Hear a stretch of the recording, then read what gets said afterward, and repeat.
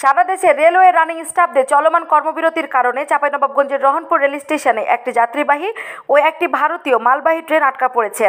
মঙ্গলবার Rohanpur rail station সরজমিনে পরিদর্শন করে এই তথ্য পাওয়া গেছে। স্টেশনের ১ নম্বর প্ল্যাটফর্মে খুলনাগামী মহানন্দা এক্সপ্রেস ট্রেনটিকে অলস দাঁড়িয়ে থাকতে দেখা যায়। এছাড়া স্টেশনে ভারত থেকে আমদানি করা একটি পণ্যবাহী ট্রেন ঠায় দাঁড়িয়ে আছে। মধ্যরাতে ট্রেন বন্ধের খবর অনেকের জানা না থাকায় ভোরে খুলনাগামী মহানন্দা এক্সপ্রেস ট্রেন ধরতে অনেকেই এসে ফিরে গেছেন। এই বিষয়ে স্টেশন মাস্টার মামুনুর রশিদ জানান, ট্রেন চলাচল বন্ধের বিষয়টি আমরা যাত্রীদের মাইকিংয়ের মাধ্যমে অবহিত করেছি।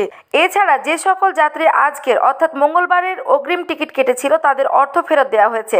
প্রসঙ্গত, রহনপুর রেল স্টেশন থেকে প্রতিদিন 5টি যাত্রীবাহী ট্রেন চলাচল করে থাকে।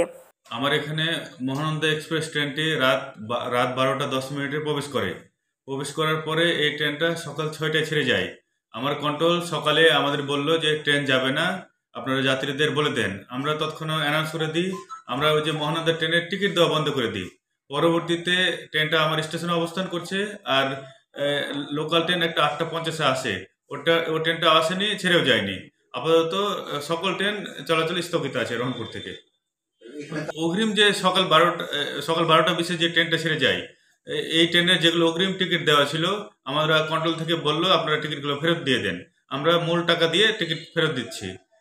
এই ঘটনা মূলত রানিং স্টাফ যেমন গার্ড, ড্রাইভার, টিটি এদের কর্মবিরতির কারণে, বিভিন্ন দাবি দেওয়া নিয়ে কর্মবিরতির কারণে ট্রেন চলাচল বন্ধ হবে।